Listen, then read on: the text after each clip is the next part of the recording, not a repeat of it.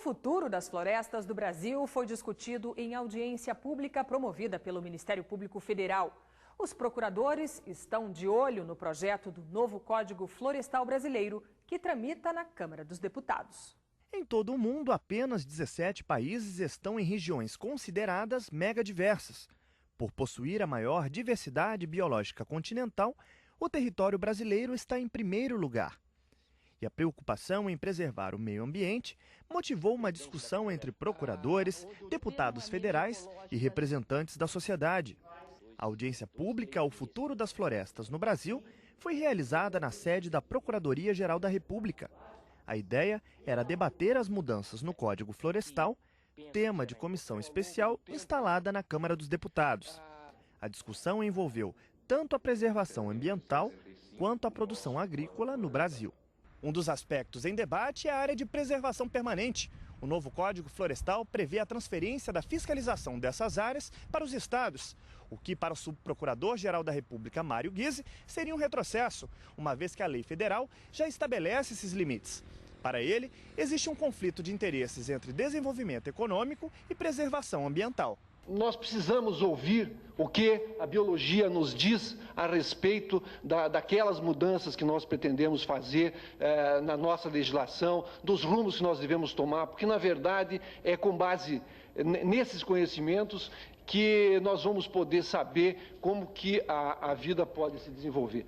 Quem defende o novo código acredita que dá para conciliar as necessidades da população e conservar o funcionamento dos ecossistemas nativos. Eu creio que é compatível a preservação do meio ambiente, uma sociedade ecologicamente saudável e equilibrada, com o desenvolvimento com a agricultura. E o Código Florestal tem que encontrar os meios de proteger o meio ambiente e proteger a agricultura e a pecuária do país. Para o Ministério Público Federal, os princípios da atividade econômica previstos na Constituição também estabelecem uma série de requisitos, dentre eles, o respeito ao meio ambiente.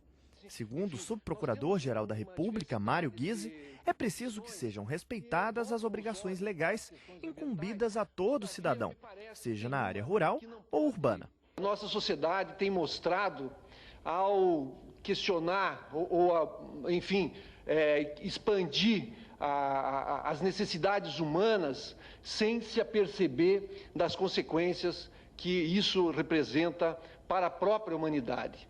O desmatamento da região norte é um problema conhecido em todo o país. E quem sofre diretamente com a retirada ilegal de madeira é a comunidade indígena. Mas com o apoio do Ministério Público Federal, uma iniciativa inédita no Pará vai auxiliar os moradores locais a reverter o prejuízo ambiental causado pelos madeireiros. A reserva indígena do Alto Rio Guamá, a 40 quilômetros de Paragominas, no Pará, tem cerca de 1.000 índios da etnia Tembé, distribuídos em 3 aldeias. Eles sofrem com a retirada ilegal de madeira da região. 1/3 dos 257 mil hectares das terras já foi desmatado. Com tanta devastação ambiental, os índios sentem saudades de quando tudo era diferente. Não é porque eu era criança, era muita fartura, caça, peixe. Agora está meio difícil um pouco para nós, porque estão desmatando nossa mata.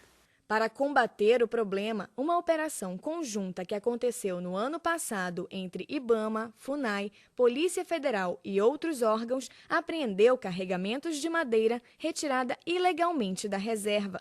Foi feito um leilão deste material e o dinheiro arrecadado será utilizado em ações de auxílio à comunidade indígena. Para o Ministério Público Federal no Pará, que acompanha de perto as discussões, foi a melhor forma de reverter a situação.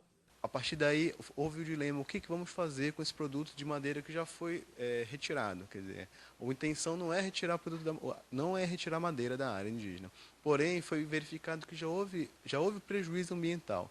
E agora tentar reverter esse prejuízo ambiental em forma de desenvolvimento sustentável para a área. Para orientar as iniciativas de desenvolvimento sustentável, foi assinado um acordo de cooperação entre o Governo do Estado do Pará, a Prefeitura de Paragominas, a Universidade Federal do Pará, o Instituto Vitória Régia e o Ministério Público Federal. O novo projeto tem como base o trabalho realizado desde 2007 pelo programa Pobreza e Meio Ambiente na Amazônia, o POEMA, da Universidade Federal do Pará, que presta assessoria técnica aos índios Tembé da Reserva Alto Rio Guamá. O POEMA cria iniciativas de reforço à segurança alimentar e geração de renda para as comunidades da região. O desmatamento fez com que as atividades de caça, pesca e o consumo de outros produtos da floresta diminuíssem. Com a ajuda do programa POEMA, os índios desenvolveram outras atividades econômicas e de produção de alimentos. Eles passaram, então, com apoio de outras organizações governamentais, não governamentais, passar a produzir mel, a criar suínos, a criar galinhas caipiras, a desenvolver trabalho com bovinos e, a partir daí, desenvolver projetos, então, que viessem a dar conta dessa carência de alimentos proporcionada pela invasão da terra indígena por poceiros. Segundo o MPF, a solução para o problema dos índios na região depende da união dos diversos envolvidos na questão, com a participação essencial dos Tembés. O Ministério Público Federal tenta articular e conseguiu articulação nesse ponto com a parceria de diversos outros órgãos, com a sensibilidade de diversos outros órgãos também e com principalmente a luta da comunidade Tembé, que é uma comunidade bastante forte, bastante aguerrida, que vem demonstrando o que eles querem ser senhores de suas próprias decisões. Para os Tembés, apesar do desmatamento avançado e do prejuízo ambiental, ainda há tempo de reverter a situação. Nós esperamos desse projeto que esse projeto realmente venha a favorecer, venha a nos ajudar, não só nós financeiramente, mas também preservar a nossa terra e preservar a nossa floresta.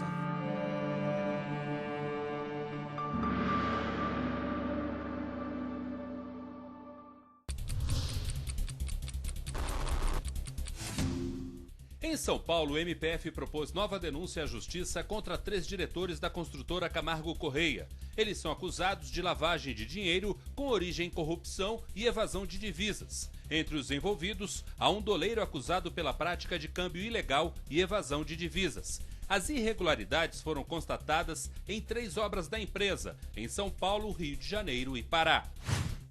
O Tribunal Regional Federal da Terceira Região manteve decisão de primeira instância que obriga empresas de ônibus interestaduais a oferecerem 2 passagens gratuitas a idosos com renda até 2 salários mínimos. A ação foi proposta pelo MPF contra a União e diversas empresas de transporte. O Ministério Público alegou que o benefício está previsto no Estatuto do Idoso. Também por decisão do TRF da Terceira Região, os índios terenas poderão permanecer na área demarcada pela Fundação Nacional do Índio como terra indígena Cachoeirinha. A ordem suspendeu os efeitos da decisão judicial anterior, que devolvia a posse de uma fazenda em Miranda, interior do Mato Grosso do Sul, aos antigos proprietários. O recurso ao Tribunal Regional Federal foi apresentado pelo MPF. Veja no próximo bloco. Evento discute em Brasília estratégias de defesa dos direitos socioculturais no Brasil e no Canadá. E ainda, em Alagoas, ameaça à Costa dos Corais leva a MPF a propor ação na Justiça contra a instituição responsável pela fiscalização da área.